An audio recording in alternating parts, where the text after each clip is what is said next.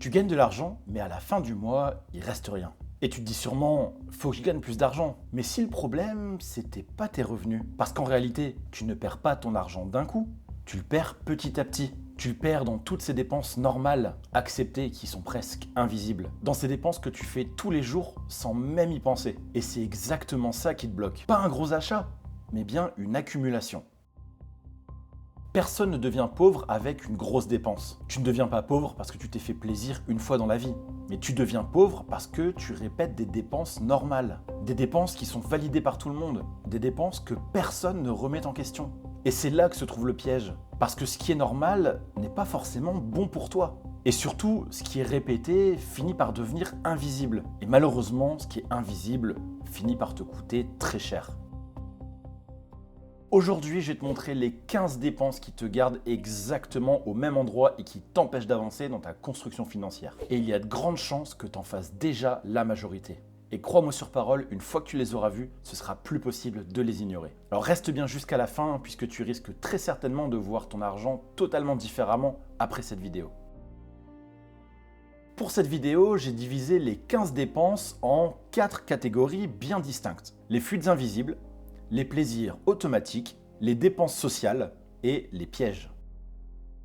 Et d'ailleurs, si tu veux reprendre le contrôle sur ton argent et arrêter de subir, abonne-toi. Chaque semaine, je t'aide à construire un système financier qui soit simple, solide et durable. Et si tu veux aller plus loin et mettre tout ça en place étape par étape, alors regarde dans la description, je t'ai fait une formation dédiée et je t'invite à la télécharger. Dedans, je t'explique exactement comment structurer ton argent, quoi faire concrètement avec ton premier euro et comment investir sans faire d'erreur. Dans la catégorie des fuites invisibles, la première dépense qui vient grignoter ton compte bancaire, c'est les différents abonnements. Ici, on va retrouver évidemment Netflix, Spotify, ton abonnement Basic Fit, ton abonnement pour avoir plus de stockage sur le cloud, ou encore par exemple ton abonnement à ChatGPT. C'est des petites dépenses qui sur le papier n'ont pas l'air de coûter très cher, mais quand tu commences à les additionner, tu te rends compte que finalement, les montants peuvent se cumuler et très vite atteindre des sommes relativement conséquentes. C'est pas du tout anodin de dépenser une trentaine, voire une quarantaine d'euros dans des abonnements qui, pour la plupart, ne sont presque même plus utilisés. La première chose à faire ici, c'est donc de trier les abonnements et de faire un travail honnête de tri sur ce que tu utilises vraiment au quotidien. En deuxième, on va retrouver les frais bancaires inutiles. Très concrètement, ça va être tous ces abonnements que tu payes à ta banque pour des choses que là encore tu n'utilises probablement pas. Est-ce que tu as vraiment besoin d'une carte Visa Premier ou d'une carte Black? Est-ce que tu as vraiment besoin de tous ces petits avantages qui sont mis en avant par la banque, mais qu'au final, peut-être, il y a de fortes chances que tu n'utilises pas? Là encore, ça peut être très intéressant d'aller voir ce que font les banques en ligne, puisque pour la plupart, la carte est gratuite. C'est une très belle porte d'entrée de leur part pour attirer de nouveaux clients. Il y a de très belles économies à faire sur ces différents points-là, et c'est encore assez simple de trouver des tableaux comparatifs et des classements des frais qui sont appliqués dans toutes les banques françaises. La troisième dépense qui vient grignoter ton budget, c'est les assurances qui sont mal optimisées. Il y a de fortes chances que tu aies pas mal d'assurances qui soient souscrites dans plusieurs compagnies d'assurance un peu partout. Et il y a de fortes chances que tu aies des couvertures en doublon. Donc là encore, je t'invite à regarder tes contrats, à faire le point avec ton assureur sur les différentes couvertures qu'il t'offre et à vérifier si tu n'as pas déjà ça ailleurs. Une fois que c'est fait, eh bien résilie celle dont tu n'as pas l'utilité ou alors celle qui est la moins bien couverte pour toi. Dans la deuxième catégorie, on va retrouver ce que j'ai appelé les plaisirs automatiques qui, là encore, vont venir grignoter petit à petit ton budget. C'est des dépenses que tu vas faire pour te faire plaisir sur le moment, mais quand tu les accumules sur le long terme, tu te rends compte que c'est totalement mauvais pour ton budget. Là ici, le plus gros piège, c'est les repas en livraison. Les repas livrés, c'est rapide, c'est facile, c'est quelque chose qui est devenu confortable à utiliser. Tu as juste à prendre ton téléphone, te mettre sur ton application préférée et passer ta commande directement en ligne. Quelques minutes plus tard, c'est livré directement en bas de chez toi.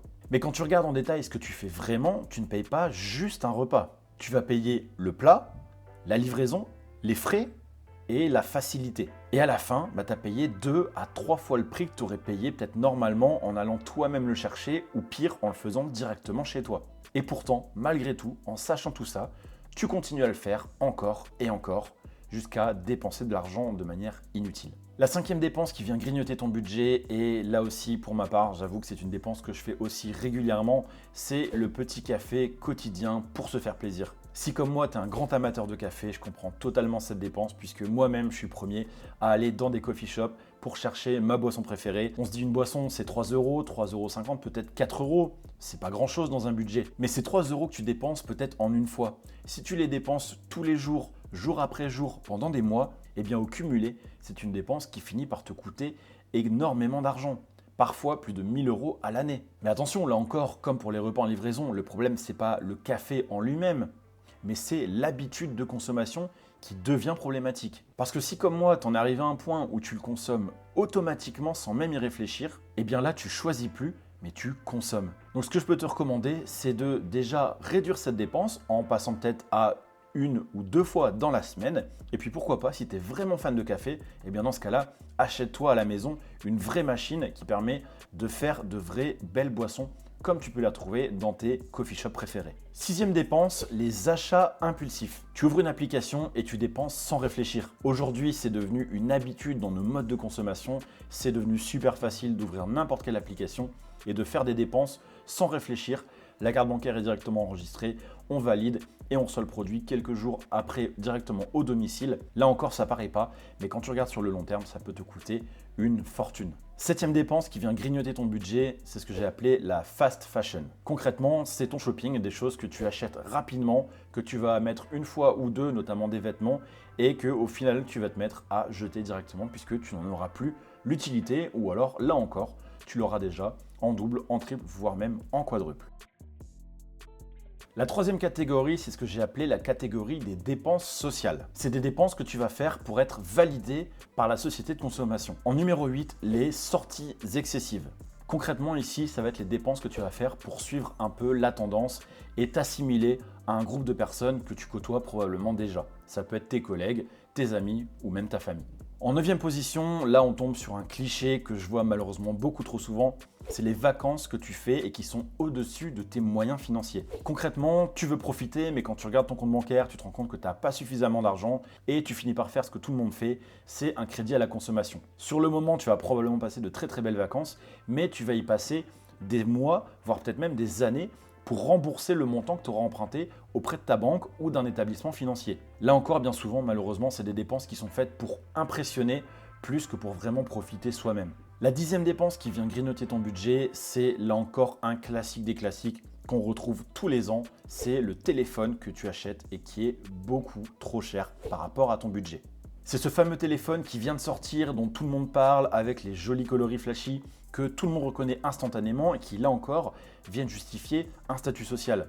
C'est un téléphone qui est bien souvent acheté en plusieurs fois sans frais, avec 30 €, 40 €, voire même 50 € par mois ou plus en fonction du téléphone. En général, juste avant l'achat, on se dit c'est bon, ça passe, c'est un montant que je peux assumer tous les mois. Sauf que non, parce que là encore, ce n'est pas juste un téléphone. C'est en fait un abonnement déguisé de 12 ou 24 mois. Parce qu'en plus, tu payes pour quelque chose qui ne t'apporte absolument rien. Et le pire, c'est que dans 90% des cas, un téléphone même 2 fois moins cher fera exactement la même chose.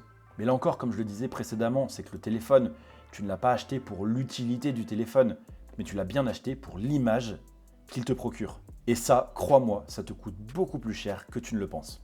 La 11e dépense qui vient grignoter ton budget de la même manière que le téléphone trop cher, cette fois-ci, c'est le véhicule, la voiture, qui est là encore au-dessus de tes moyens.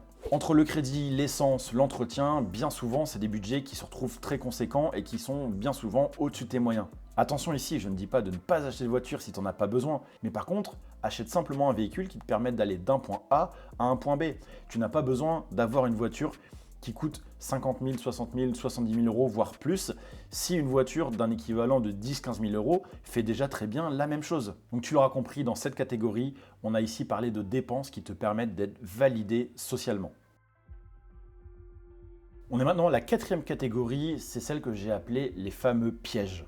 Et là encore ici, on va y retrouver 3 choses principales qui coûtent des fortunes dans un budget. C'est quelque chose que je vois là encore tous les jours et qui malheureusement, si ce n'est pas bien géré, peut avoir des conséquences terribles pour un budget. La 12e dépense donc ici qui vient grignoter un budget, c'est les fameux crédits à la consommation. Ici, c'est le piège parfait parce qu'en fait, tu ne ressens pas la douleur du paiement de manière immédiate. Tu ressens le plaisir de l'achat de manière immédiate, mais tu payes plus tard. Mais là encore, en réalité, tu ne payes pas juste le produit, mais bien le produit plus le temps et les intérêts. Et ça, pendant des mois, voire même parfois pendant des années. C'est de l'argent qui est donc déjà utilisé avant même que tu ne l'aies gagné, puisque tu vas devoir utiliser les salaires que tu vas recevoir dans les mois futurs pour rembourser un achat que tu as déjà fait. De la même manière que les crédits à la consommation, la 13e dépense, c'est les paiements en plusieurs fois. Parce que là encore, même si les montants sont bien souvent plus petits, le piège reste tout aussi puissant et c'est exactement le même fonctionnement que le crédit à la consommation. Parce qu'au final, tu penses que c'est léger, mais là encore, tous les mois, c'est un montant qui s'accumule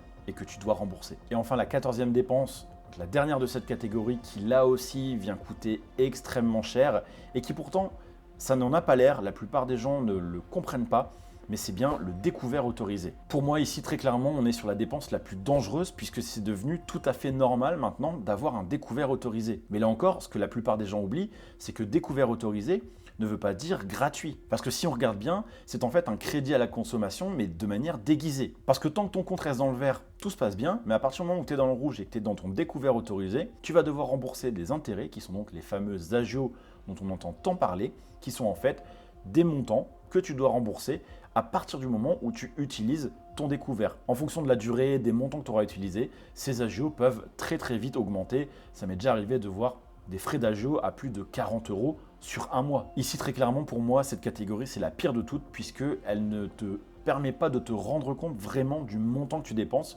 puisque au lieu d'avoir la douleur immédiate, eh bien, tu rembourses au fur et à mesure pendant des mois, voire même des années et c'est bien pire dans un esprit pour concevoir le montant qui est vraiment dépensé.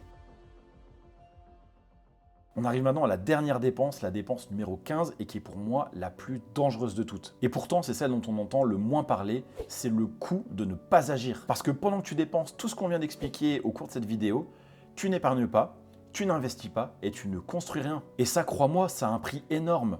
Un prix que tu ne vois peut-être pas aujourd'hui, mais que malheureusement tu paieras beaucoup plus tard. Ce sera les opportunités que tu auras manquées, le temps que tu auras perdu et surtout la liberté que tu ne te seras pas construite. Parce que chaque euro que tu dépenses inutilement, c'est un euro qui ne travaille pas pour toi. Et ça, c'est la dépense la plus chère de toutes. Mais là encore, le vrai problème, c'est pas ces dépenses. Parce que ces dépenses, tu peux les réduire. Tu peux assez facilement économiser 100, 200, voire même 300 € par mois. Mais le problème, c'est que ça ne changera pas ta vie.